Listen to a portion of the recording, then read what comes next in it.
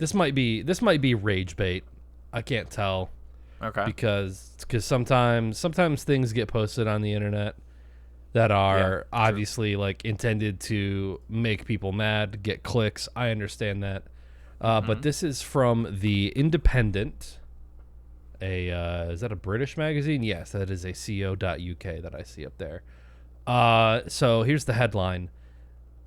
Netflix users divided over Ripley due to stylistic filming choice. First question, did you even know that there was a TV show based on the talented Mr. Ripley even being made? That's what I had from my post chat. Yeah. Oh, because you watched the movie. We're watching it, so I might have some insight on this. What's the article about? Okay. Netflix users are switching off. Yes. Netflix users are switching off from the new series Ripley over a stylistic choice in its filming. Some fans have been left frustrated by its defining feature. It is entirely black and white. It is. Yeah. That's why they're stopping watching it. Really? Oh, so that's I didn't last the first episode. The cinematography is so annoying. That's not cinematography. It's that's not color. cinematography. That's what I was going to say. Yeah. Why on earth is Ripley filmed in black and white? Surely the only reason to not film in color previously was technology. Totally killed it for me. The dog seems quite okay with it, though, quipped another. Here's my favorite one. Black and white is a good way to keep the budget down, but adds nothing, said one viewer. What could they possibly mean by keeping the budget down? By like color correction? But I would argue that to do something properly in black and white to give it because you can just film shit in black and white and whatever. But if you're doing it with intent, I think you have to light black and white just as much as you would anything. There's still a decent amount of grading that has to go on to make it look nice. Yeah. But this could be one of those articles where they asked 4 people and then they're like, this will irritate the right people on film Twitter. Let's post it and get a shitload of engagement because this will piss people off. Maybe it's not as widespread as this article kind of makes it seem. But I was kind of flabbergasted that people would stop watching this show because it's black and white. Yeah, I don't know. That is a good question because I could see that just being rage bait, but also I would not be surprised at all if that's 100% true. Yeah, would not surprise me. Just the fact that the people are the 2 comments that I think are the most telling that might be true is that thinking that the only reason that people shot in black and white was because they were technologically limited, which I guess back in the day they were, but it is also still beautiful. I don't know, through this podcast we've watched so many black and white movies that The Third Man, Night of the Hunter, Carnival of Souls. There are some absolutely gorgeous shots in those movies that are black and white. But it's just it's that mindset of money over everything else. They only did it because of expense. It's a good way to keep the budget down. I don't know. That's baffling. It would be weird to me if somebody was criticizing it and had that thought that it's for budgetary reasons, but also I don't like it because it's just because I like color. I don't know. That's black. I don't know. I watched black and white movies since I was a kid, so it's never been a thing that I've even thought about. I mean, I do think it's sort of a generational thing. It's not I don't see color thing. That's. But it's just never been I'm not gonna watch this because it's in black and white. I want that to be a pull quote in the article. Local podcaster, I don't see color, so this is actually perfect for me. Yeah. Anyone else who wants this in color is racist. Yeah.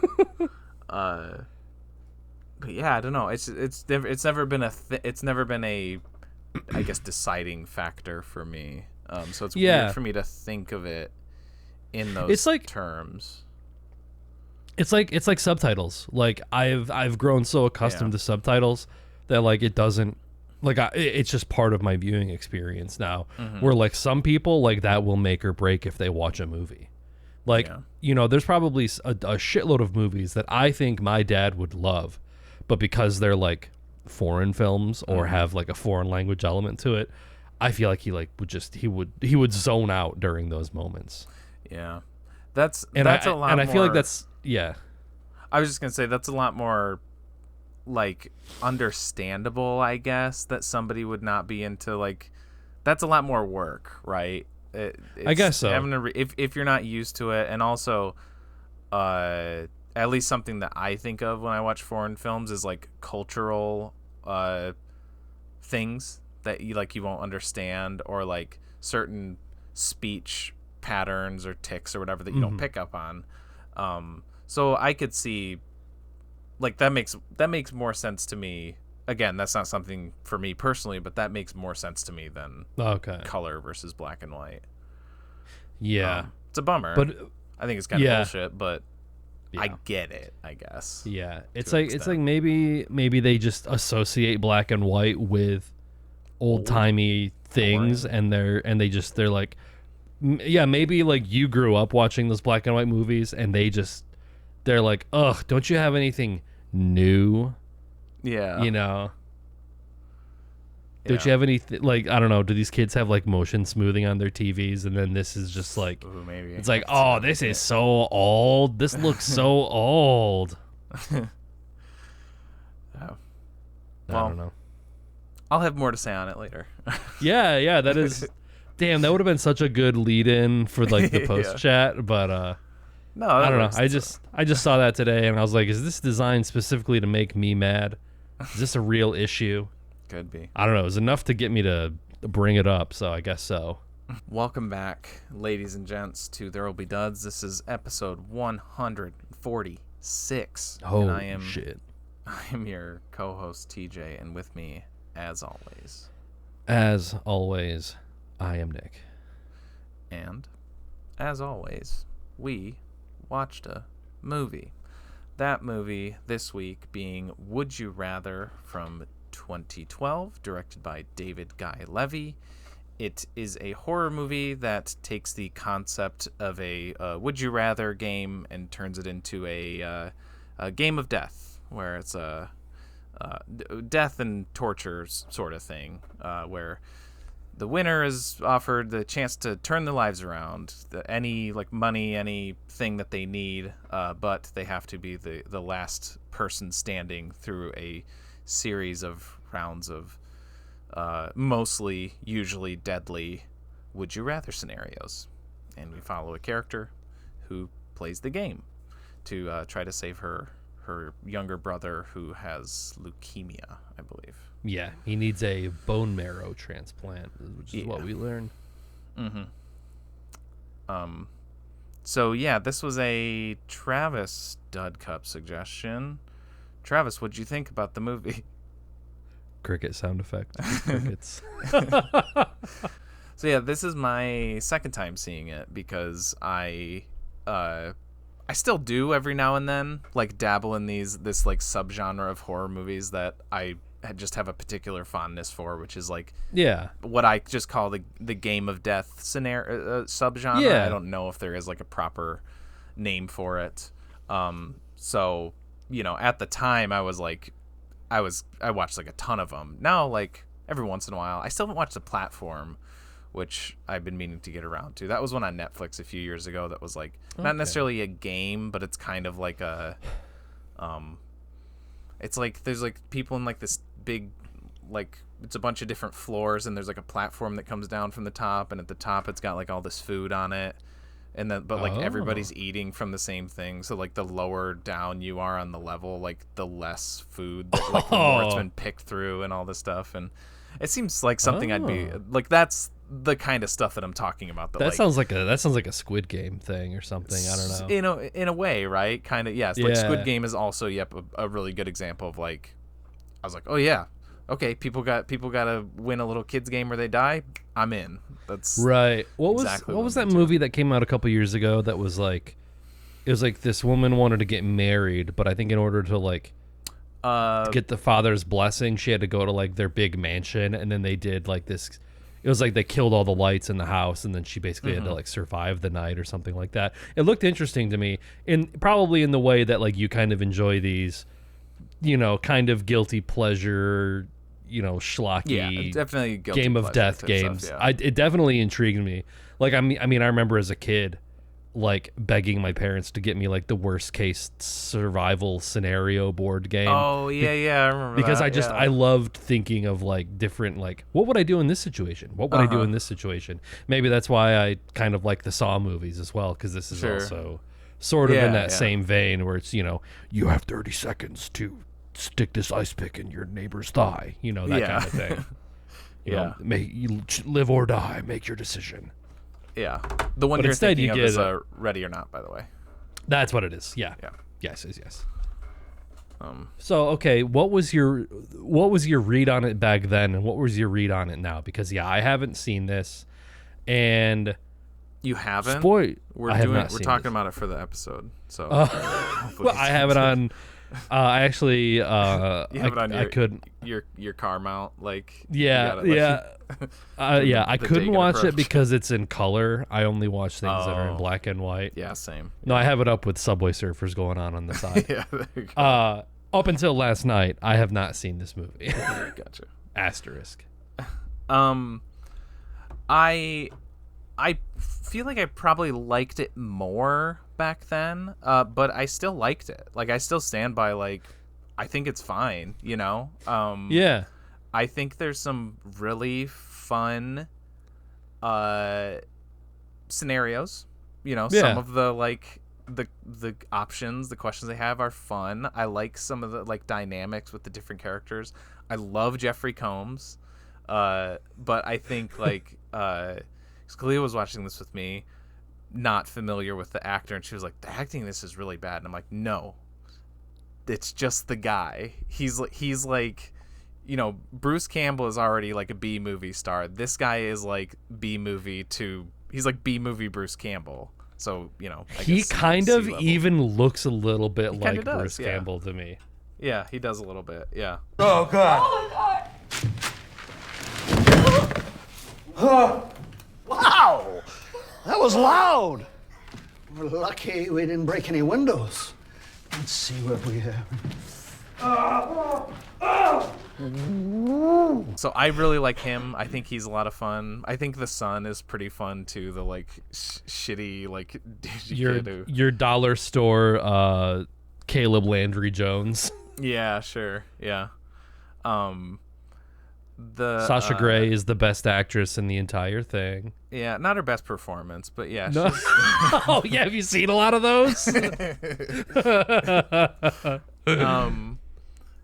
Yeah, there's a lot of things to pick apart, right? Like, sure. I mean, I will say, like, I don't like Sasha Grey is kind of not good. Like, she's pretty She decided to have a southern accent like halfway through the movie. I don't know. I don't remember if she did it from line to line. I don't remember what her accent was. I don't think she started with a southern accent, but maybe she just had less words. So. Maybe she had less words to give a twang to, and then later on, I'm like, oh, interesting. I don't remember her having this accent. She did have a lot of 80-yard lines too. Like a lot of 80 yards. Oh, that makes sense. That was incredibly stupid, Travis. Oh, fuck that guy up if I get the chance. But you won't. Yeah, I actually, so yeah, like you said, a lot of stuff to nitpick. I think there's like some pacing issues. There's some character stuff that I think left a little to be desired. Sure. The doctor that sort of puts her in touch with the family, I feel like there could have been more with him, and he kind of goes very unceremoniously. Yeah. Which on one hand, I'm like, oh, I kind of wanted to see more of like, I kind of wanted to see a confrontation with him and the patriarch guy. But also, like Bevan's kind of dispatching him quickly. I was like, that does make sense. That like Yeah. this guy is like walking around thinking he has plot armor, and then he just gets domed like very fast. It's like, yeah, that's what would happen. But yeah, I mean, jumping ahead to like the ending, my jaw was on the floor. Really? I was like, I was speechless that she. Yeah. I don't know why I'm looking around behind me like I'm gonna spoil it for like Chloe or something. I was like, I was surprised that she shot him and took the money. I thought you meant like with her brother. That's. I thought that was kind of dumb. Oh, okay. I thought that was stupid. I was like, as soon as she shot him and took the money, I did have that moment where I was like, they're gonna pull like the fog ending. The Mist. The Mist. I always do that. That's what I think of too. I think of The Mist. Where it's like he's like, I'm gonna make the right decision, and then at the last second, like everything just kind of flips on its head. So yeah, she gets all of the money, and then her brother, I guess, feeling like a burden. I think that's what you're supposed to interpret. Again, some of the relationships with the characters aren't super well fleshed out, where like you kind of have to draw a lot of conclusions. But that ending with her shooting the guy and taking the money was a good twist. I kind of like, and I feel like it kind of gives that movie a meanness. I feel like I've talked about mean movies recently, and this one definitely has a meanness to it. Yeah, for sure. Yeah, I do like that, like, because for a while, you know, they do the thing that happens in every Game of Death movie where it's like the people are like, oh, okay, we gotta, you know, if we team up, there's more of us than there are of them. If we team up, we can take them on. But then eventually they keep getting picked off, and then it's like, it always ends up being, you know, well, it's got to be they always end up having to play the game. And I like that was kind of how that was resolved, is like they were still kind of and like you also know that like I feel like if she had passed, that guy would have shot her instantly. Like he would have gotten, because it was like her turn, right? She got the first turn. Oh, you think so? Yeah. She could choose to shoot or pass. Or she whatever. won the coin toss, so yeah. I think he was trying to save himself. They both walk away. Oh, that's it, right? Yeah. So he said, whoever goes first typically wins the game. But I do think that he might have been lying to her. Like he knew that she had a brother, and so he was like, I've got a brother too. Like I have someone who's waiting for me at home. I have someone who cares that I care about. That like, you know, I really need to see him again. And yeah, she just shoots him. Yeah. Yeah, I like that. I do. I like that moment, but as a whole, like the whole, like that being the final round, that's one of my issue. I mean, not like an issue, but one of my things that I would change is like I wanted that final round to be something more. Like it gets like it's weird the pacing of the games and the violence or whatever, because it kind of like ramps up and then it comes back down, because I think the last person to die before him is, I think that's Sasha Grey, and she gets like drowned in the drowns like tub. Very fast. Yeah. And I mean, I think it's very obvious that like she's like so cool, calm and collected the whole movie, but as soon as they bring out that barrel of water, she's like on edge, so you're like, oh, she can't fucking hold her breath for shit. So then of course she has the one that's like, oh, you gotta put your head in for longer. But that's like, it's horrible. Like, I hate that scene because like drowning is terrifying. I would also just immediately go for the card, presuming I didn't have the one that she had. But I would always pick that. But it's still not very like dynamic for like a scene, you know. It's just, she's kind of and then she kind of shakes a little bit, and then the ending is like, oh, you know, one of you has a gun. I don't know, I just wanted a little bit more. I wanted the it to get a little more like more vicious, like they really turn on each other or something. But yeah, I like you said, like that moment is still good. Yeah, and I feel wanted a little like bit more of a ramp up. Yeah, because like I feel like it was starting to ramp up with Lucas, and he had to like basically cut his eye with a razor, which is like the title. This is like the poster of the movie. Yeah, and you know it when push comes to shove, it cuts away. I know. Which I know. Which I was like bracing for it. You know, but I don't know the budget. Could have been a low budget movie. Could have been like, that's just how they kind of have to cheese it, because they don't really have like the effects budget to like make a realistic like prosthetic or whatever, or like make like a huge model eye to like get like really, really detailed. I got what they were doing with the camera. Like they had the camera go like that, like it's imitating like, the cut or whatever. Yeah. So yeah, I guess it's kind of an interesting substitution, but yeah, it is a kind of a letdown. Yeah, I mean, I feel like a lot of the games are they feel weirdly like defanged, I guess. Yeah. Like it's just like get whipped. Or get okay. Or like the ice pick in the thigh, which like I did look up that whip, and it sounds like it's brutal. Yeah, I did too. Yeah, it's used on like cattle usually, which I guess what whips are usually used for is animals, but or if you're in apartheid South Africa, it's like a police baton. Yeah.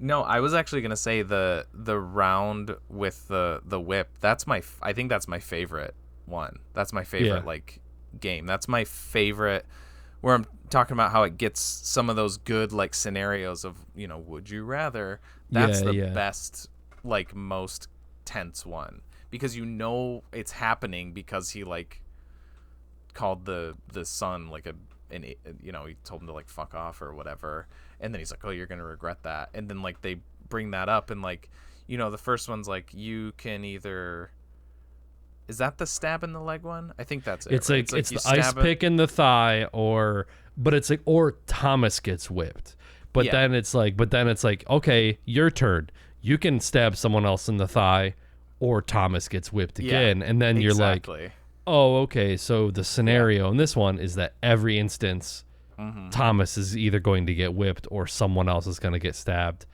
And Thomas bothers me because they leave that unresolved. It's Travis. Travis. Yeah. Shit. Travis is a loose end. He's not confirmed dead. Is he not? So basically, after I think he gets whipped like 3 or 4 times. Like I think they oh god, who's the soccer player? Sperling. He's Scott Sterling. They Scott Sterling his ass where he's down, and then they just come over and whip him anyway. Like while he's that part's so. But Bevins picks him up, and he basically says, like he's not dead, but he's in no state to continue playing. Okay. So they take him off. So I mean, I guess you can just sort of imply that they kill him. That's what I take it as, because they're like, because early on they're like, oh well, what if we? I think they say, what if we refuse to play? But I kind of also take that as like, if they can't play, they're functionally dead. Okay. Yeah, I figured that they just killed him, because I thought of Travis as a loose end, where I was sort of expecting, I was not expecting the actual like the final game to play out and there to be a winner declared. I thought there was going to be some sort of uprising among the contestants, or a Deus Ex Travis was going to, because it's like, if you don't confirm that he's dead to me, I was like, he's gonna, at the very last second, he mustered up his strength and he like got through and he shoots Bevins and Shepard. And then Shepard Lambrick. And then he's like, all right, guys, like, let's go. But didn't happen. Yeah, that's something that I would rather have changed about this. Is like, it's, and this isn't the only one to do this, and it's not like there's only one example of the opposite, but like the ones like this where it ends with the characters just playing the game out, and like it's like you got to have something like think like the Hunger Games. Yeah, I mean, you've seen that or read that. Yeah.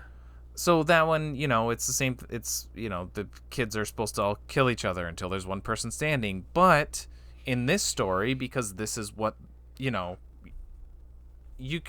like the 75th Hunger Games or whatever, or something like that. It's like you could have followed anyone from any of the other ones, any of the districts that wins. But you follow this one because these characters, Katniss and Peeta, they break the game, right? They change the rules. So that's why the story is being told about them. When you have characters like Iris, who ends up just, playing the game how they want to, and that's why they add the thing with the brother at the end, because it's like, well, we got to have something. She has to be punished about the ending.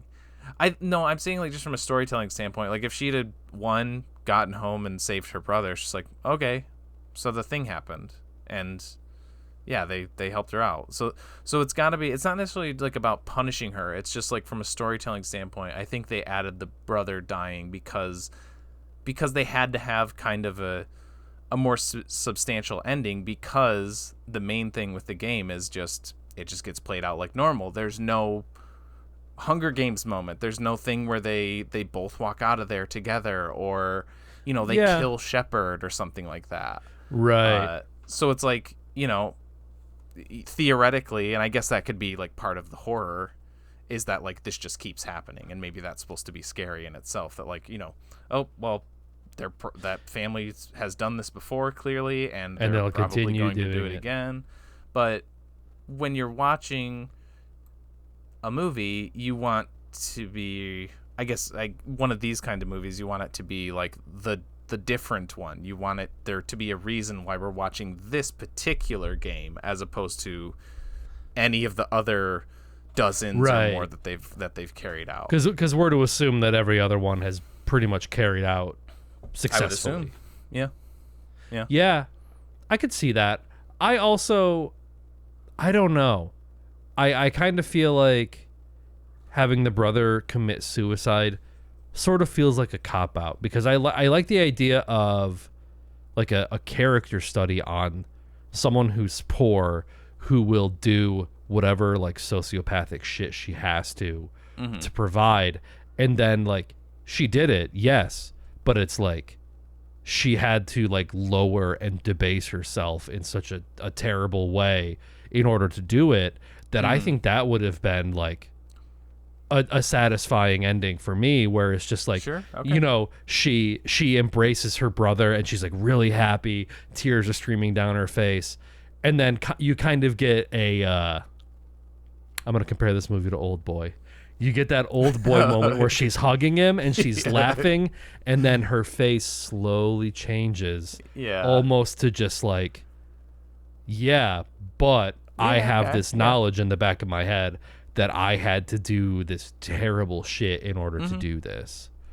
So that's a good point. I definitely see your point though, of why are we watching this one specifically? Because I do feel like they sort of allude to like, this is going to be the one that gets broken, especially with the doctor guy who instantly regrets basically sacrificing her to this guy. Yeah.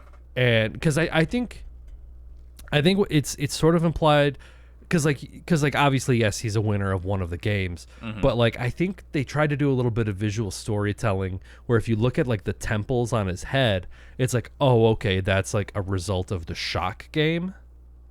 Oh, maybe. That's thought what he I had thought. burn marks on one side of his head or something. Yeah, But it could be the Shock game. Yeah. But it's like none of the other people, I guess they didn't really get shocked bad enough, like for it to leave any. Dude, maybe I'm just built different, but that doesn't sound that bad. The Shock thing, yeah. Yeah. Yeah, I know. Like I mean, that was like the first real round. Yeah, right? no. So maybe that's just kind of priming them for. Yeah. And also, if most all of them, I think maybe Sasha Grey was the only one who didn't get shocked because she just instantly electrocutes the old lady. Man, can we talk about the old lady?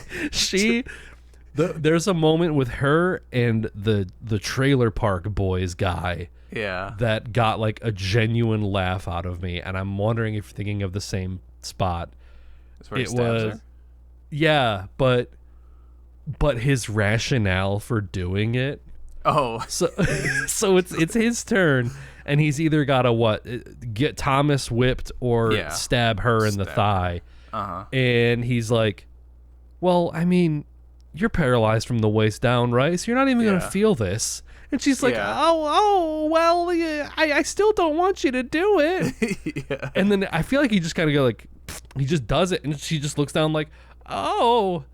And then I think it's implied that Lucas is like a doctor because he's like kind of trying to administer like first aid to people as shit's happening. And he's like trying to tell her like there's like a major artery in the thigh, which of that's course why they keep avoiding doing the stabbing. Yeah, which like because otherwise, like if you didn't have to worry about the artery, just stab people instead of whipping Travis. But yeah. And Trailer Park Boys guy just nails it, hits the artery first shot, like it's, and like she bleeds out real fast. Yeah. But I just and then his death is pretty funny too. Just like they tape they tape like an M80 to his hand. Yeah. And it just like he's like, oh, firecracker, that's not too bad. Yeah. And then he's like, wait a minute, that's not a firecracker. I wonder, like, is that the one that, because when they're setting up the game or like explaining it, Shepard's like, oh, some of the cards are nearly harmless to very bad, but like what's the least worst one? Like maybe the firecracker, because there's that, the ones that we hear are that the being held underwater for 4 minutes, your eye or all of your teeth. Gent Tronson. So you're a victim of the old swoop and pull. Yeah, getting de-teethed. Oh. Yeah, that'd be awful. I mean, did you hold your breath when she was put underwater? Yes, I did. Did you make it? Did you survive? Well, it's not a full 2 minutes. They that is true. Yeah. Yeah. I think in the IMDb trivia it said it was like a minute 16 seconds. So I think I might myth busted. I think I might be able to hold my breath most of the way and then pass out, but maybe not be dead by the time that I get my head pulled out, Yeah. Yeah, because I think humans can technically survive for like, I feel like it takes like longer than you think to like drown and die from it. Like I feel like it's like 4 or 5 minutes until like I think brain damage. Because like I don't know, I'm basing this entirely off of like stuff you see in movies, but I feel like people have been underwater for a while, and then they pull them out, and then you just do some chest compressions, and they're alive again. So I think it does take a little bit longer than you think to drown, but would I trust Bevins to be like, okay, 2 minutes is up, now let me perform life-saving actions? That's true. I mean, yeah, because when they pull Sasha Grey out, he just like kind of flops her over on the ground. He's just like, she's dead. Right. Yeah, right. I don't. Yeah, does that go against the nature of the game or not? Like, if I mean, she probably was dead at the 4 minute, sure. But if Iris had, maybe passed out a little ways in and she was like kind of out, I feel like by nature of the game, they should have to try to resuscitate her. Like if they're still alive. Yeah. Because like I don't know if Bevins like checked Sasha Grey's pulse when he pulled her out. I don't remember if he did. I feel like he had to have, but I don't know. I thought of a funny Sasha Grey bit early on. It's like before the games start, he's kind of messing with like the contestants, like he's pre-gaming with them to see what they'll compromise on. And for Iris, he pays her like $10,000 to eat a piece of meat. Yeah. Even though she's like, I've been vegetarian, like she's like, I can't, and he's like, you won't, which feels very like 2012, like that's like an epic Redditor, like vegetarians aren't. This guy read Maddox in like the early 2000s, Yeah. And then the other guy who John Hurd. I kind of like him. I'm bummed that he wasn't in it for longer. That's one of my I'll get back to that, but I had just some hypotheticals, but I have a thing about him. But yeah, keep going. But with him, it's like, oh, I'm sober, like I don't drink, and he's like $50,000 if you drink the whole thing decanter, whiskey. like and so he's like, blah, blah, blah. And then Sasha Grey is kind of watching all of this, and I just imagine her being like, I quit doing butt stuff. And then he's like, oh, the $75,000. And she just immediately gapes or whatever. Do the ass to ass. Okay, yeah, the thing, I just had little, like, things that, I guess it kind of goes in line with my little nitpick, I guess I'll say, about the me wanting there to be more of a different ending, or just to be different. Like there's a couple different opportunities where the movie starts to venture into these potential like other avenues where it could like break from the game or whatever, like for the doctor guy coming in and saving her, they could have done more with that. Maybe he like comes up to her, because I think he just calls her and he's just like, Iris, and then she looks down and then he gets shot like immediately. But they could have done a little bit more with them like working together to get out of there, or if she had just escaped and they could have taken that somewhere. But yeah, another one was like, I wish they had kept John Hurd's character alive longer, because I thought that could have been interesting and kind of fun to have a guy who was sober for however long now just like completely hammered and like having to continue playing the game. He's like, you want me to shock this old lady? Okay. Something. Yeah, I don't know. Maybe it would have been too silly, but I don't know. And like he's still like polishing off the decanter like in between the games. He goes to whip Travis and just like hits him in the face, like knocks his teeth. He's just like, ugh. Yeah. Or like, I don't know. Kill the son. That was another thing. Yeah, it would have been. Yeah, I'm surprised that like the main cast never really gets hurt that bad. Not cast as in like the family and like the butlers, hosts, I guess. The hosts, if you will.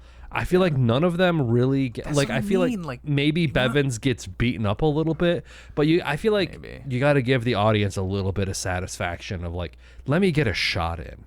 Which I guess the shitty son gets like she like stabs him or something like that, or I think he like hits her. I think she has the ice pick with her, and so I think she gets him in the gut or something like that because he's trying to like force himself. Does his dad kill him? Because I think he just grounds him basically. Oh, okay, because like he's like, I'm gonna go take care. Like, because like I feel like once he hears that like he tried to rape her, he's like, that's like a bridge too far for him. Which I did kind of like that scene where he like apologized for like that. Like, Yeah. it's like they're playing this horrible, depraved game, but he's going to apologize because like bad manners is unacceptable. Exactly. So I feel like I thought something worse was going to happen to the son, because I think Shepard is like, he's like, yeah, my son's a shithead. He's an annoying little doofus and I hate him, but like he's part of the family. He tried to do what? And I feel like that he was going to be like, because I feel like when he comes back from that scene, he's like kind of doing one of these, like he's like, like adjusting his knuckles or something. So if he didn't kill him, he probably like, roughed him up a little bit. Yeah, I could see that. But yeah, I don't know, because I think for me, the whole time, I'm like, this is like a doomed scenario. There's no way I'm getting out of this alive. So I'm going to go down trying to inflict as much pain as I possibly can on these shitheads. Like yeah, Bevins is going to shoot me in the head, but before he's able to get that...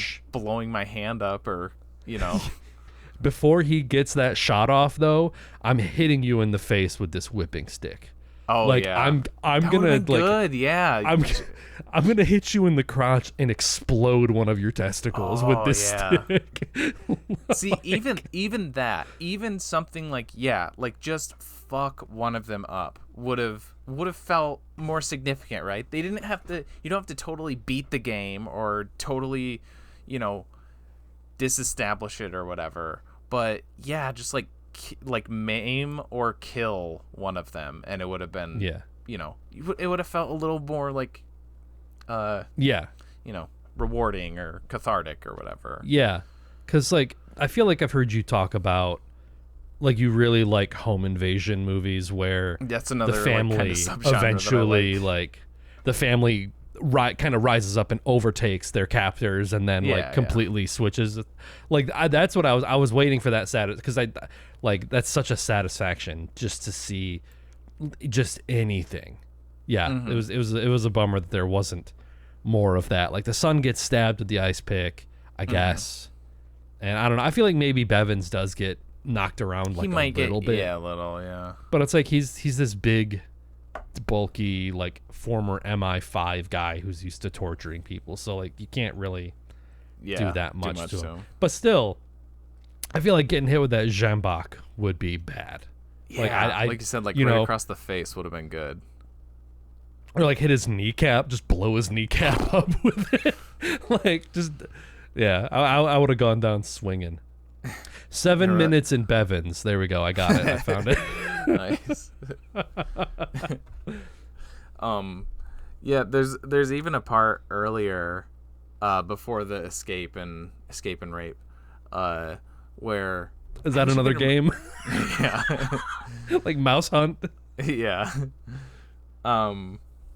Great. I wish I could remember what he said, but Shepard also he like chides his son because he's being sarcastic. He's he does.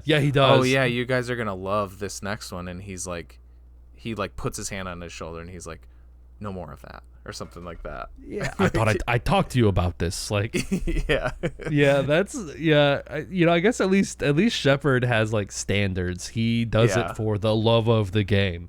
Yeah, exactly, and he does. Yeah.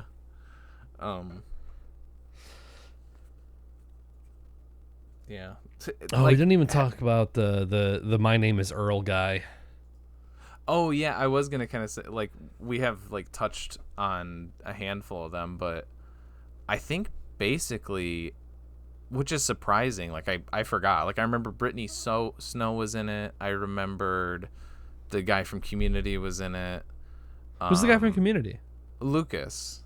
He's like Britta's Russian boyfriend. Oh. Yeah. So I remember they were in it, and then I remember Jeffrey Combs, but I forgot everybody else. But I know like basically the whole cast from other things. Yeah, this is a very like character actor heavy movie. Yeah. I think the only one I checked that is Travis. I didn't. I thought I recognized him, But I looked at his like credits and I was like, this could be one of those things where like I saw this same movie like 10 years ago, and that's the movie that I'm recognizing him from. Yeah, I mean, looking at his credits, he's in like 11 episodes of Mad Men. Oh, okay. So yeah, Abe Drexler. maybe. He starts in season 4, so I haven't seen him. Okay. But other than that, he's just in like Law and Order, NCIS, CSI, Numbers, House MD. So he's just kind of like a TV actor guy. Dead body found in alleyway credit on like Law and Order, or like rapist. That's like that. Those are like the kind of like, I'm imagining like someone going to like an audition and like they really want to get the role and they just like hand over their resume and every single role is just like rapist, murderer, rapist from like all these different episodes of like Law and Order, and he's just like, Yeah. You're auditioning for the role of Jesus Christ? I couldn't not see the Trailer Park Boys guy. Yeah. Like I know, he just has such a distinct look. Yeah. Yeah. Yeah. Yes, there's a Trailer Park Boy, Crabman from My Name is Earl, Brittany Snow just from Stuff. Yeah. Is his name Jokar in Community, maybe? I could be way off. Okay. Sasha Grey from Twitch. Yeah, it's just Twitch streamer. Like even June like Squibb, the old lady. Yeah. I get Nebraska is yeah. maybe yeah. She always makes me think of my grandma. She reminds me so much of my grandma.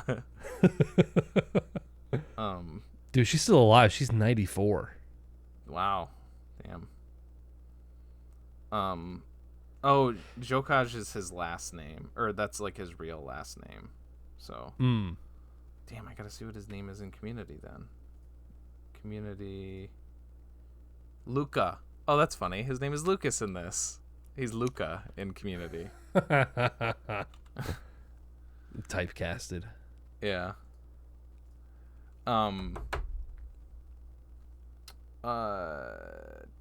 Did you notice that one of the production companies for the movie was the Lambrick Foundation?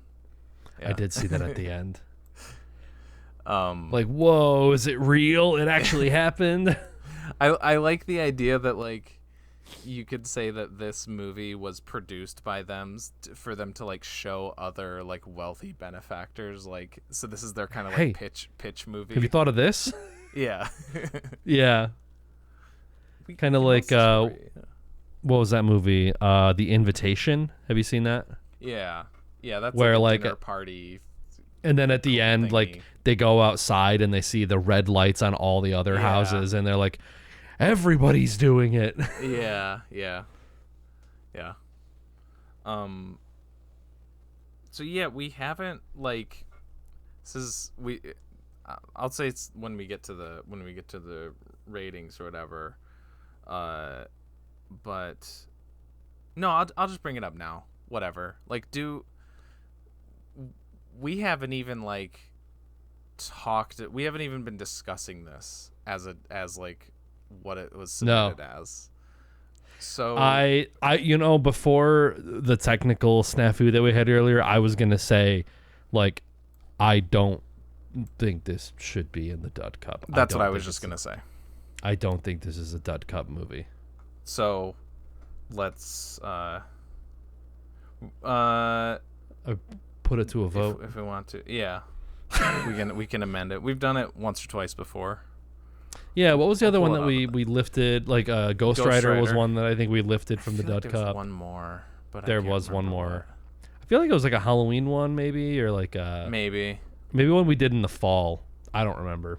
Yeah. But yeah, this doesn't really have the markings of a dud movie. I mean, I think the premise certainly does. Like, I feel like they're, like I said in the last episode near the end, like we watched the wrong what was it? Wasn't Would You Rather? Truth or What was the Dare. game? Truth or Dare. There were like 2 Truth or Dare movies that came out like the exact same year. Yeah. And the one that we watched was like pretty terrible. Like these movies definitely like on their surface look like they would be like that type of movie, but this one was different. This one, you know, there's a lot to nitpick, but it felt different than the other ones. Like, Yeah. I feel like it had something else to say. Yeah.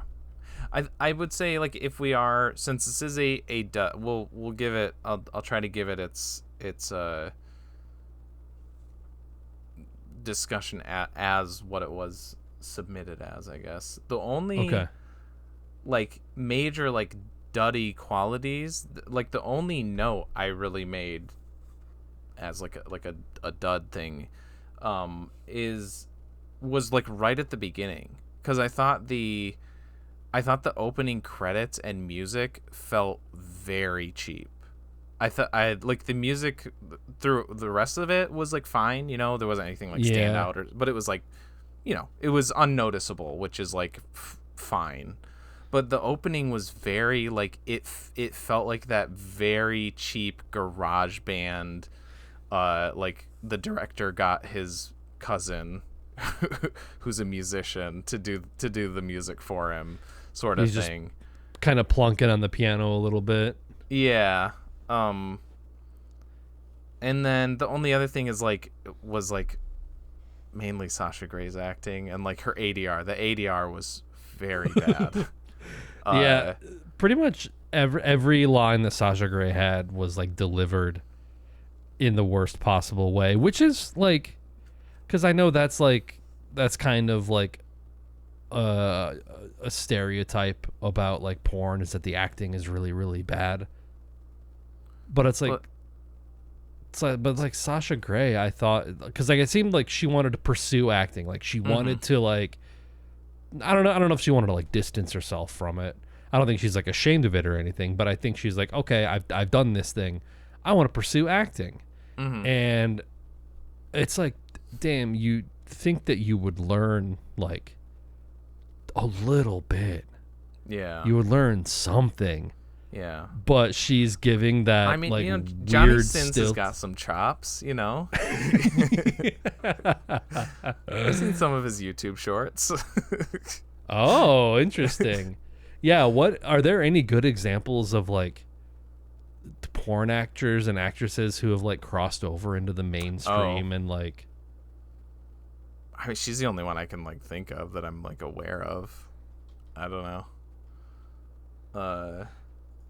Yeah, I don't know. I mean, I don't know if she really acted. Jenny McCarthy was like a Playboy model. I know that. Yeah, that's true. So it's like adjacent. Yeah, I'm really interested in checking out. I want to see if it's just like this movie, or if it's her, because there was another movie around this time that she was in, this Steven Soderbergh movie called The Girlfriend Experience, where I think she plays an escort, but it's very like, I think it's very kind of, it's a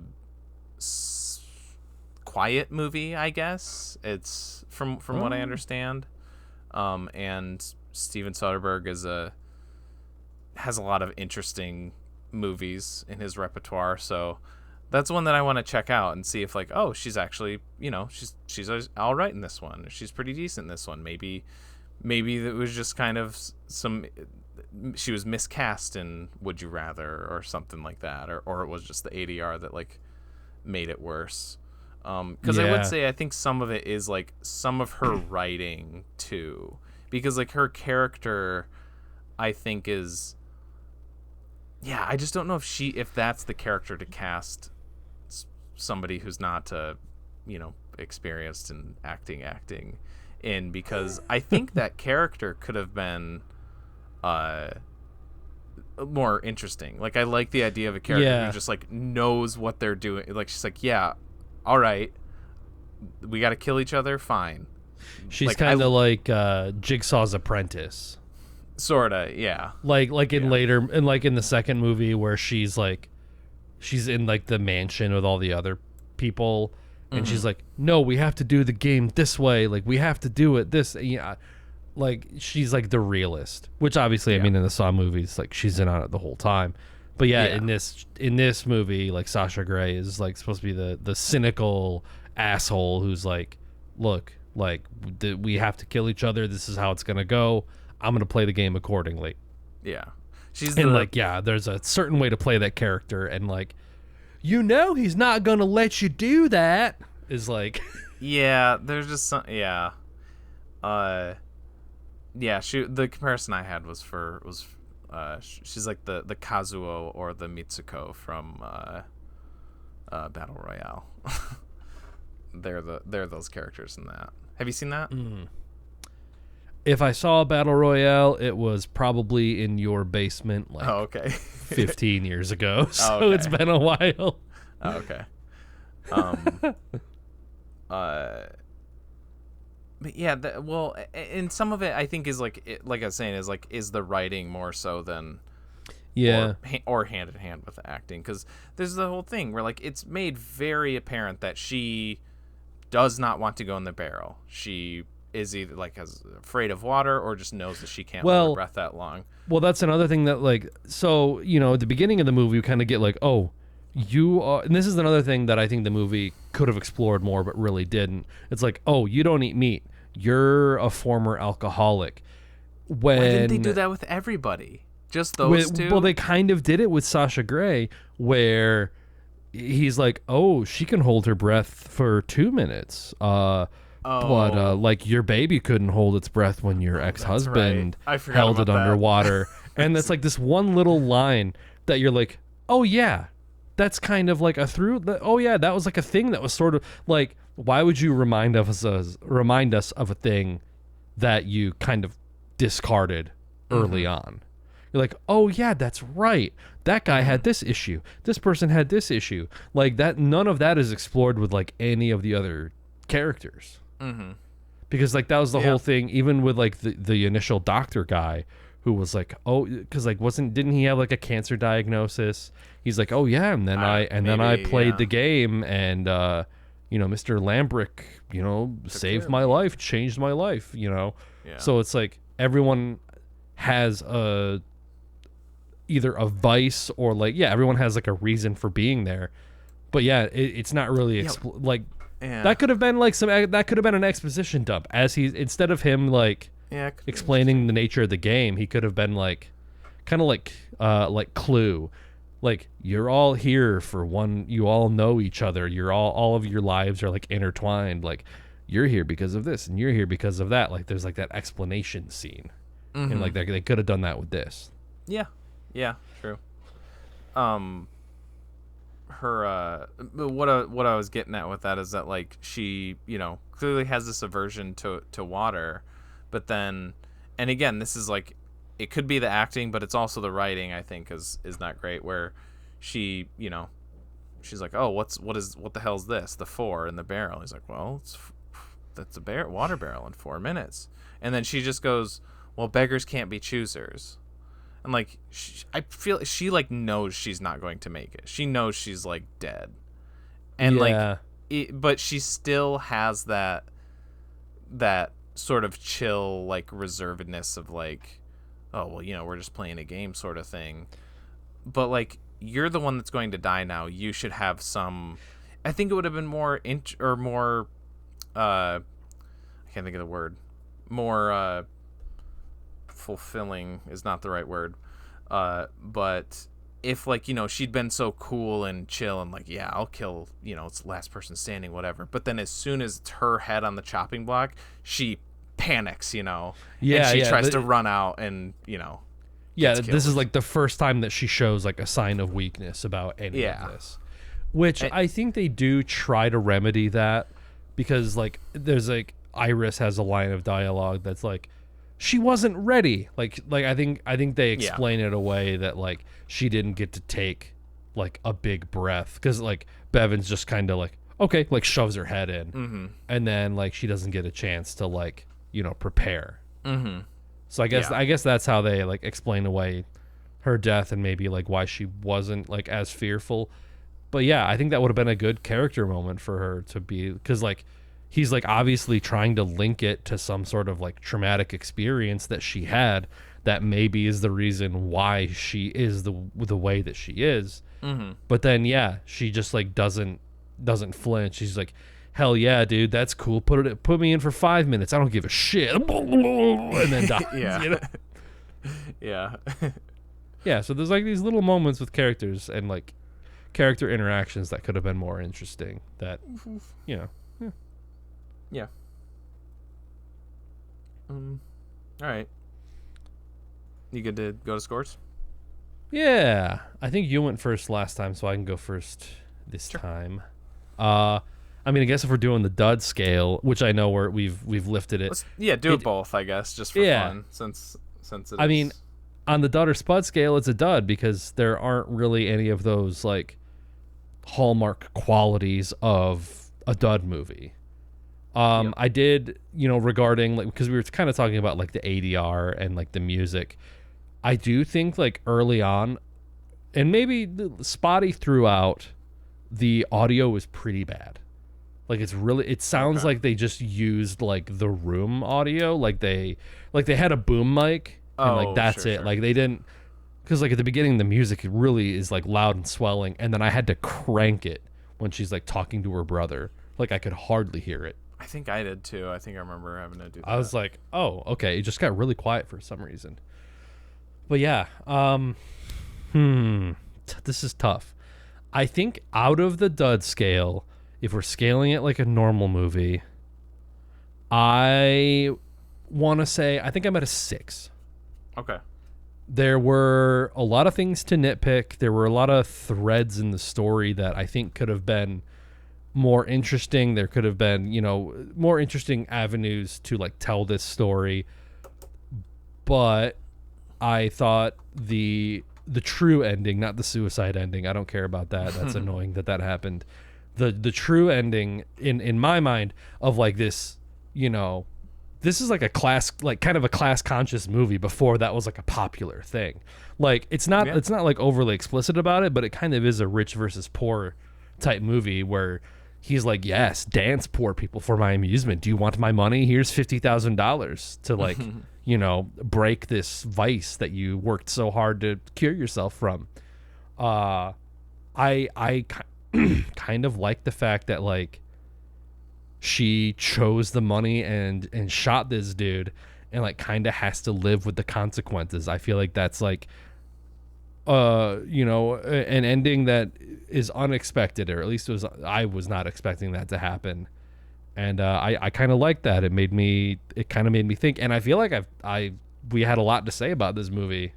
Like, this could have been just a run-of-the-mill, dumb horror movie where a bunch of people get killed and it's just like a gore fest. But there was a little bit of meanness and a little bit of bite to this movie that I think is more interesting than just like a bad horror movie. So I'm at a 6. Nice. It's pretty fun. Yeah. I get, same thing. If it's dud spud scale, it's a dud because, I don't think, I guess if there were any of those, like I said, the dud elements being like some bad ADR and some bad acting, it's not funny bad, so it's just kind of cringy. And then on our normal scale, I also went with a 6. I was like maybe close to a 7 for me, maybe. Just again, I do like these. This one, like, I feel like first time I watched it, it was probably like a solid number higher, where I was like 7, close to an 8, sort of thing. Okay. But now I'm like a point down. Now that you're a podcaster, you're like, yeah. Let me think more critically about now this. that I've refined tastes. What's the next week's movie? I think and I still wanted to like it as much as I used to, but I think that those nitpicks just kind of like were more prevalent this time. Some missed opportunities, but like I said, I do like some of the, especially the the whipping game that round. I think there's some really fun scenarios, really fun like setups and stuff. Would have been cool if some more stuff happened at the end, like we were saying, either with like people getting some of their comeuppance or stuff of that sort. And then aside from my issues with Sasha Grey, I actually think like for a B like low budget horror movie, I think like the rest of the cast is solid. Like there's especially from Lucas. I think that he has some moments where I'm like, wow, this is like pretty good. He's like doing like there's some, not like moving me to tears or anything, but I think there's some pretty solid acting and again a lot of like really good character actors. I love basically all the bad guys, like Bevins is funny, like he's the perfect like evil British henchman, and then the two shitty scene chewing Lambricks are both good in their own ways. Yeah, Jeffrey Combs was like, he put his whole ass into it, like just prancing around like a little like an evil little dandy man. Yeah, he's great. He's the MVP for sure. So yeah, 6. Okay, man, I wish I knew the lyrics to PIMP because I would start singing it. I don't know what you heard about me. Yeah, that song has been that song's been in my head for a few days now. I finally watched Anatomy of a Fall, and I thought it was pretty great. The procedural elements of it were really good. Sandra Huller, she's kind of had a crazy year. I didn't realize she was also in Zone of Interest as like a second like cast or second listed character. Which is like insane that she did both of these movies across like 3 different languages, because she's doing French and English in this one and German in Zone of Interest. I liked the way that Anatomy of a Fall explored their relationship basically like as like a public record sort of thing. And I think the scene that I thought was the best was when they play the audio recording of her and her husband having that fight, and as soon as the fight starts to get violent, it cuts away, and you can only hear it. You can't see who struck who's doing what, and it's basically like you kind of like you become a member of the jury almost, where like the whole movie I feel like you're sort of presented with these like different ideas and like okay this seems pretty good evidence that she did it, and then someone will still start going down another avenue, and then you're like, oh man, this is why she didn't do it. And I don't know, it's kind of ping-ponging back and forth, but I ultimately landed on I don't think that she did it. I don't think she did it either. I thought the guy who played like the prosecutor was really good at being an annoying shithead. yeah. I was like, dude, you are not helping your case by like, being like, aha, I caught you in a logical fallacy. And then she's like, dude, it's a book that I wrote. Like, is Stephen King a murderer because of like all the shit that he's written? And I'm like, damn, that's a good point. Yeah. And I think what really clinched it was that argument where like the husband was he was bitching. He was a whiny little bitch. He was yapping. He's one of those guys that's he's like, he likes the idea of being a writer, so he has to like have all of these things fall in line. So he's like and then he just like, it's been a while since I've seen it, so I'm like, he lists off all of these excuses for why he can't write. This thing that he's apparently so passionate about. Yeah. And then she's like, dude, you wanted to move out here to your hometown in the middle of France. You wanted our son to be homeschooled. You wanted to renovate this house. Why are you blaming me for you not being able to write when we're basically doing everything that you want. And I was like, by that point I was like, okay, I'm on. You know what? Maybe she did do it, and if she did, oh well. And then the last thing I'll touch on. What's up? I was gonna say, on the flip side, like, yeah, for the most part, you're like, you totally like I remember, don't remember specific details, but I remember having that same feeling of like, man, this guy is just like, he has no leg to stand on. But on the flip side, I get really irritated when characters that live in houses like that, in locations like that, are like, oh, I want to move back to the city. This place sucks. I did. My fucking asshole.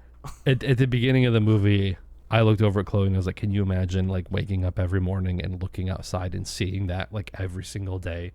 Just like beautiful, serene mountains and like this gorgeous view. And she's just, it's like, she's like, you dragged me out to this boring place. Yeah, what a hellhole this looks like for you. I'm so sorry. Yeah. Yeah. But the other thing I didn't touch on.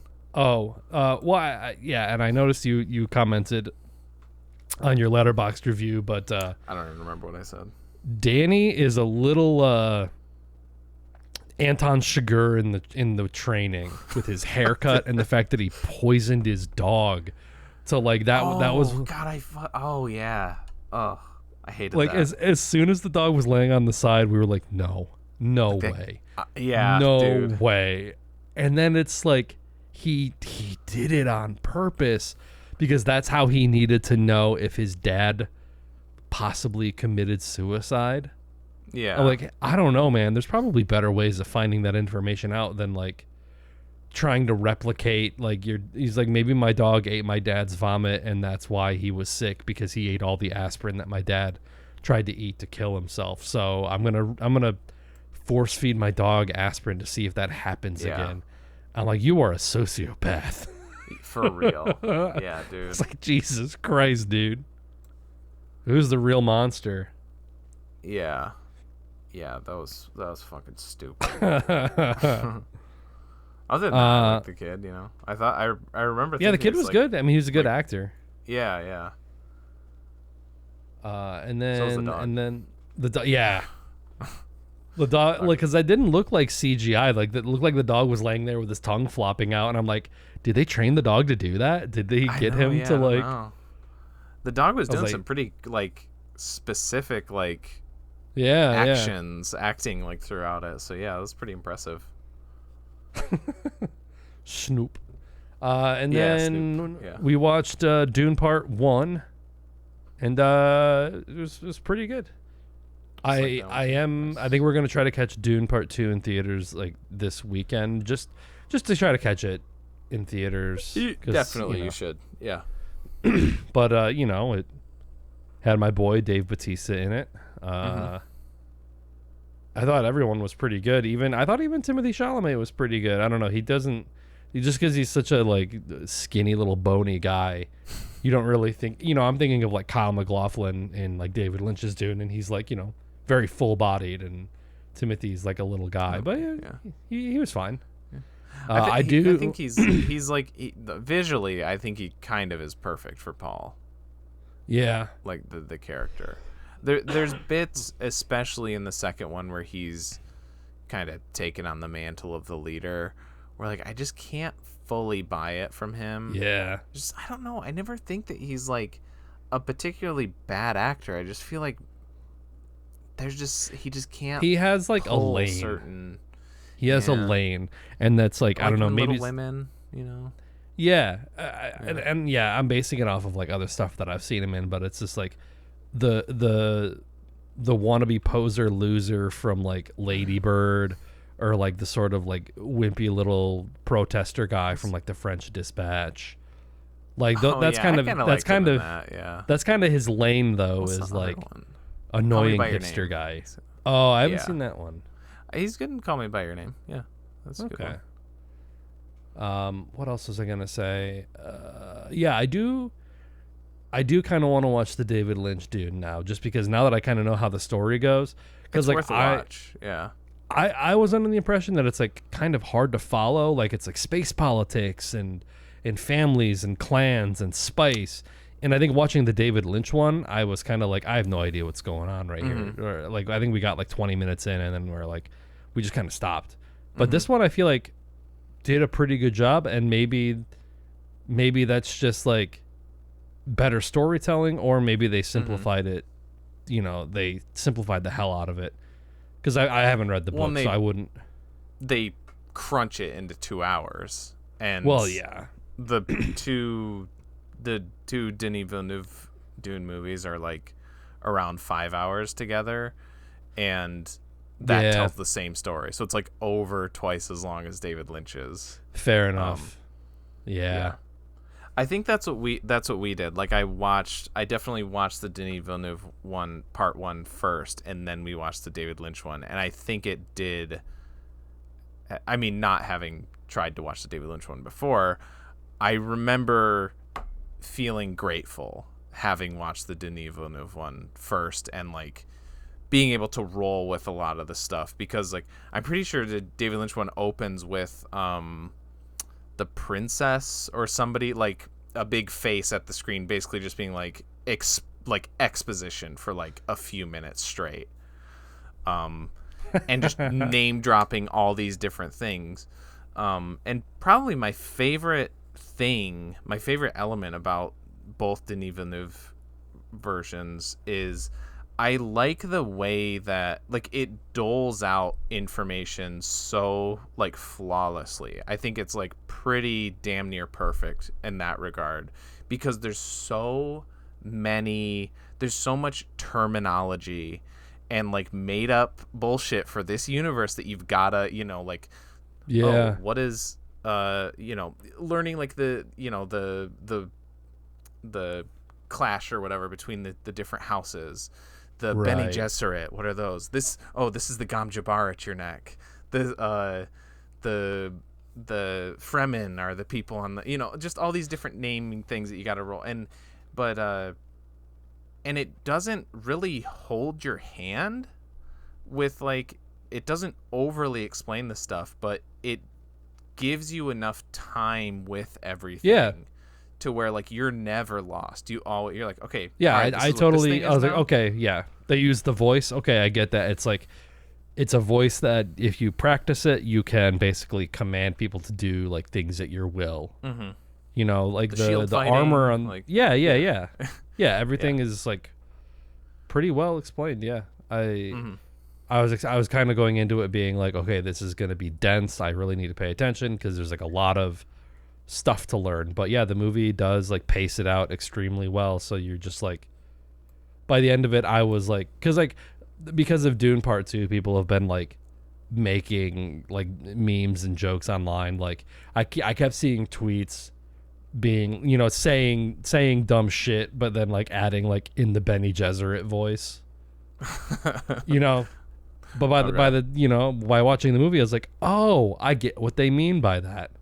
Yeah. It's like I'm gonna do the podcast in the Bene Gesserit voice the entire time. I was like, okay, I can participate because I understand. So yeah, it did a good job of making all that shit understandable. So I am excited to watch part 2 in theaters. Hopefully this weekend. Hopefully it's still around.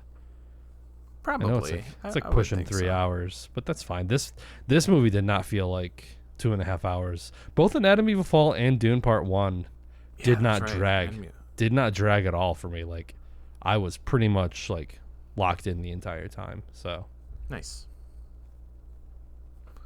I really need to go and watch Denny's early work. I really want to watch what is it? I mean, Sicario's one. Incendies, I think, is another one that I kind of want to watch. Yeah, it's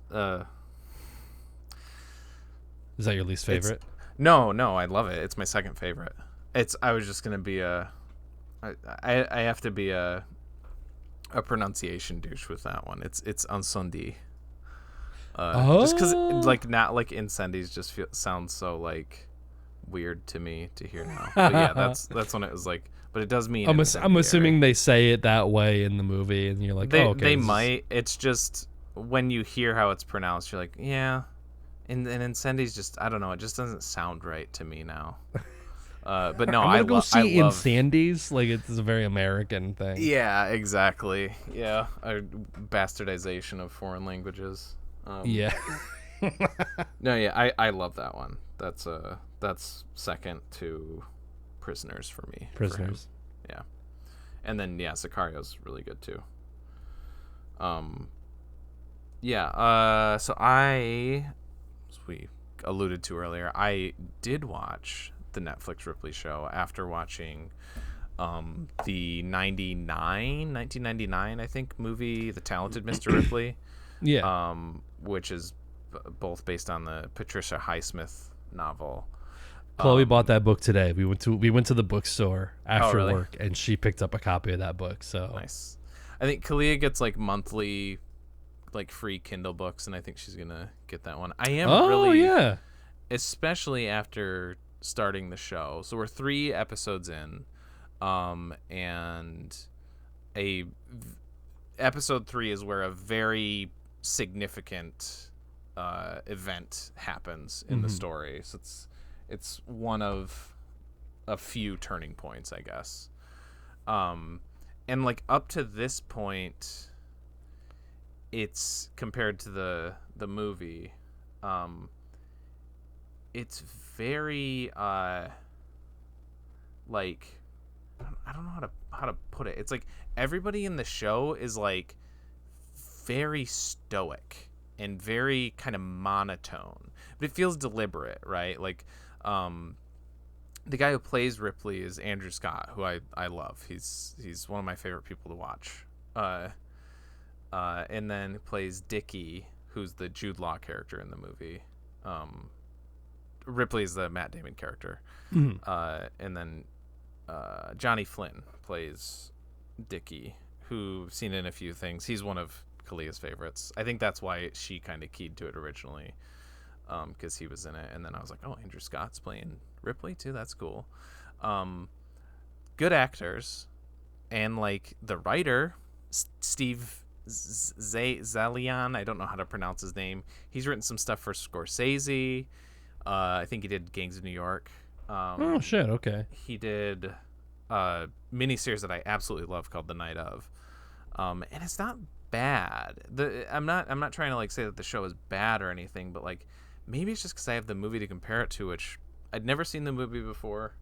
Kalia had, she'd wanted to rewatch it before we started the show, and I was like, yeah, I've never seen that. Let's check it out. I loved it. I saw your Letterboxd review, and I was, because we watched Saltburn, and like everyone was like, oh yeah, it's basically a play on The Talented Mr. Ripley. Yeah, and that kind of keyed me onto that movie. And then I saw your review, and I was like, okay, I need to expedite this movie on my list to watch now. Yeah. So that movie, it's like, so Jude Law, Dickie, I think I called him Dickie Valentine. Did I call him Dickie Valentine?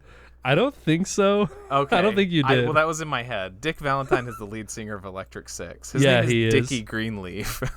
Oh, okay. Okay. So he's the son of a rich tycoon. He has all the money in the world, doesn't need to worry about it. He's absconded to Italy for like the past few years. His father sends Tom Ripley over to bring him back because they haven't seen him in a while. They don't know what he's doing. They just want to see him. He's kind of been elusive and distant for the past few years, so they just want to see their sons. They send this guy who, like, they went to school together apparently, to try to get him to come home. And he goes there, and in the movie, he's like this. Yeah, he's just kind of like a like charismatic but kind of obnoxious, like rich kid, right? He's friendly, but he's kind of douchey. He's very outgoing.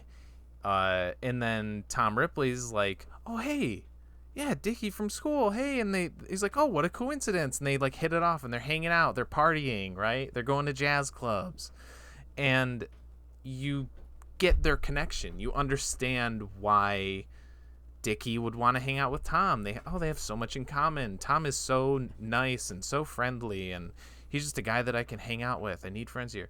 But in the show, it's like everybody is so stoic and calm, and they make Tom Ripley, who is he's a con man, which, like, on one hand I kind of like, but they make him like a little more like not like good at what he does. Like, he kind of like messes up some things sometimes, or like he's not. It makes him the smooth affable operator.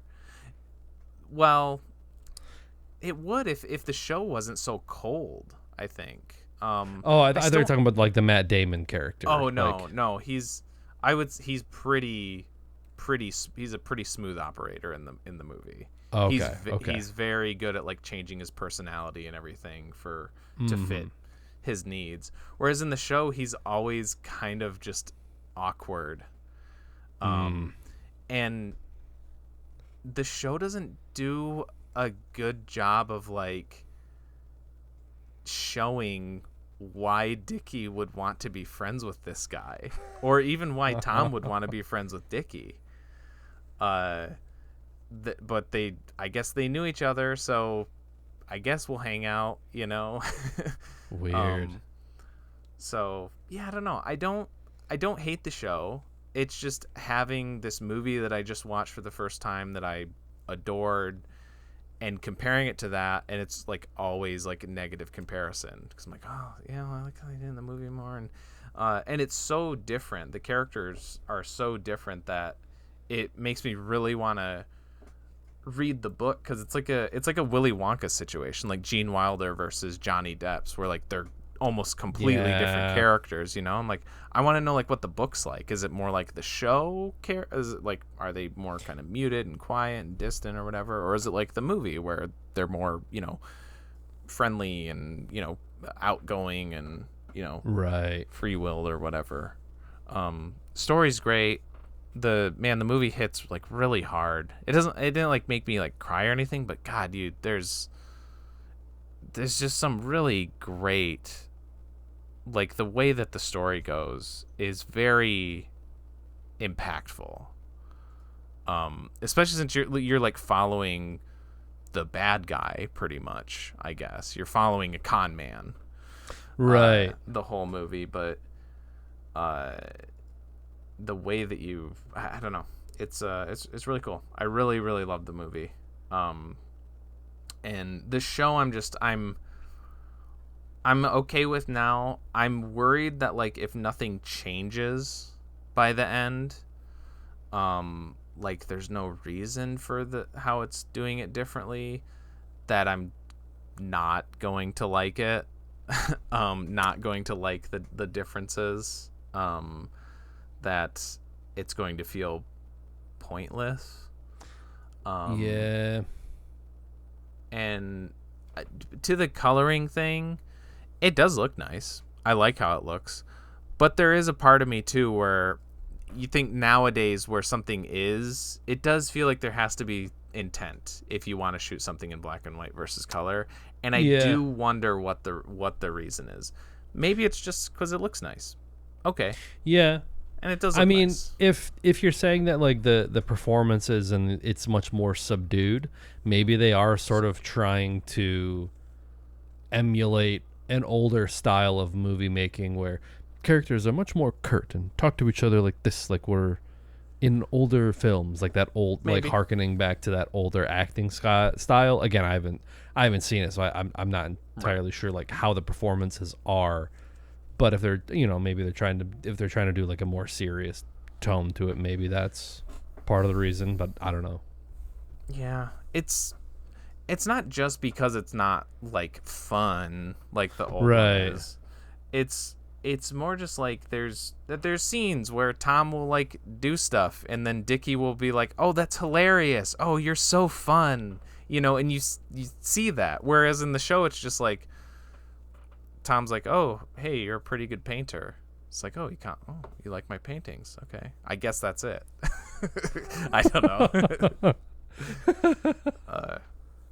But you know, acting's good. I yeah. I won't say that. I still love. I do love me some Andrew Scott. So so far so good on that front. He looks like Casey Affleck with like a Walton Goggins forehead. A little bit, sure, yeah. Yeah, just to see where it goes. But yeah, for sure, check out the movie. It's awesome. Yeah, I do want to check that out. Did you watch Saltburn? No. Okay, you should give it a shot. I don't think I want to. It doesn't. I think you might hate it, but you might like it too. But I think you'd probably hate it. I think I'm going to hate it. Personally. I enjoyed it. It was a movie that made a lot of people mad for whatever reason, because I think they were trying to like insert their like political agendas to it, and they're like, it's a movie about depraved rich people, but it's made by a nepo baby, so that's not, her point of view isn't valid because she's rich and she can't like. I'm just saying, like, that was like what I knew about the movie going into it, and I was like, okay, yeah, whatever, like maybe that's true, but I mean, Barry Keoghan was a creepy little guy. I thought his performance was good. I enjoyed it, like as on a movie making level. So I don't know. I don't give a shit about that stuff. I don't like the director because I thought her last movie was bad. That's why I knew it. What was it? Promising Young Woman, was that her previous movie? Yeah. And that was like was that like a Me Too movie or something like that? Kinda, yeah. Your boy was in it though, wasn't he? Yeah. There's plenty of people I like that are in bad stuff. That doesn't fucking matter. Can still have a bad director, a bad writer. Adam Brody's in it too. I love him too. I actually like a lot of the guys in that movie. A lot of people polish that turd, huh? Yeah, and actually, Carey Mulligan's like one of my favorite actresses too, and she's the lead. So there's a lot of people I like in it. So yeah, there's that. But also, it's just, I don't know. Everything I've seen from the trailer is like, it's like people partying and doing depraved like party stuff, and that's really one major scene. That's really one big scene. Like okay. It's not the whole movie. Okay. I'll advocate for it. You don't have to watch it, but okay. I mean, just as a counterpoint to talented Mr. Ripley. Maybe it'll put the Ripley show in a better light for me, at least. That'll be the purpose it serves for me, I guess. Just hey, think it could have been this. Yeah. And like when I see a trailer for like an A24 movie that looks so like overly A24, I'm like, it kind of gets on my goat. I don't know. I lost the analogy. No, I know what you're saying. Is that an A24 movie? I think so. I don't think it is. Oh, well. Distributed by Amazon Warner Brothers Pictures. That's not. I can understand why you might think that it would be, because it does, like, the premise and everything about it. Well, I think I like one. Yeah.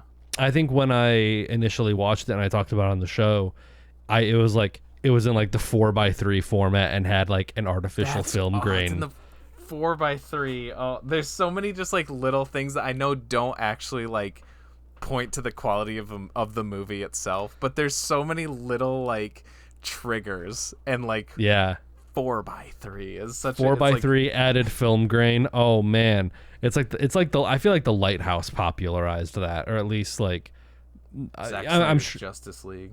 Oh, was that 4:3? Yeah, it was. What? Why would you do that? I don't know. I question. It's like an epic superhero movie. Why would you? Like that's art house shit. Zach, I don't know. You idiot. Because he thinks it's an art house movie. I don't fucking know. Too bad. I think that weekend I watched like 3 movies that had 4:3. No, because I think it was at the Celebration. Maybe that might have, because it was like, I think it was video camera. Yeah, because I think it was the Celebration, Poor Things, and Saltburn. I watched all in like the same weekend, and every single one of those movies was in 4:3. Yeah. I don't. It's yeah. It's just because it is like such a trend now that just like, Yeah. yeah, it bugs me. And the artificial film grain. Come on. Yeah. Again, I know that doesn't speak to the quality of the actual movie. That's a total superficial, like, critique I have. But it's one of those things where, like, if I see that in a trailer, I'm like, it's not selling me. That's already a ding. yeah, pretty much. Speaking of something that is not pretentious, I don't know. It's not. It might be in 4x3, but just out of because it was the standard. I don't know. We're gonna close out the dud month next week with I have thought to like leave it up to fate and see what the dud cup said, but Would have provided. yeah, but I think it's smart to go the like the surefire route. So we decided to we picked one for the finale. So we had something substantial. And this one, when you Google search it, even when you do name plus movie, the Mystery Science Theater episode is what comes up. So that's how you know. That's a like good kind of sign. for it. Yeah, right. Yeah. So we are going to be watching shoot, I always forget when I get here. I do the title first? I don't know. From 1988, directed by Stuart Raffel, Mac and Me. This is A movie. Yeah, you can certainly say that. I think I've seen this one like as a child. Okay. I think this was a grandma movie. Oh, okay. Like I think she recorded it off the TV or something, but like I can see her handwriting like on the side of a VHS tape. Oh, sweet. With Mac and Me, I can see it. But yeah. One really famous scene which we'll tell you about next week. Yeah. Well, yeah, to our age, there's some other ones. There's because this is the McDonald's movie, and there's another pretty famous scene of them partying at McDonald's too. Yeah, so I've seen scenes here and there, but I have not seen this one before, so excited. Kalia will be very excited when I tell her that we're watching this because she loves this movie. This movie is on the most platforms I think I've ever seen. And you know what number one is, right? You know what number one is. Tubi. Oh, it's Tubi. Hell yeah. It's on Tubi, Pluto, Philo, Sling. That's awesome. Hell yeah. So don't pay for this movie, you idiots. I did. I have it on DVD, so. Yeah, where's the Mac and Me like? Where's the like the special edition? Oh, you know, Shout Factory has. I spoke it into reality. Shout Factory has a collector's edition of Mac and Me. That's awesome. God damn it! I hope the transfer's good. Yeah, the 4K transfer. Jesus Christ. Awesome. Sweet. Well, yeah. Watch that. Watch Mac and Me. You got a lot of options before next week's episode. If you don't want to be spoiled for it, these episodes come out every Wednesday at 7 p.m. EST on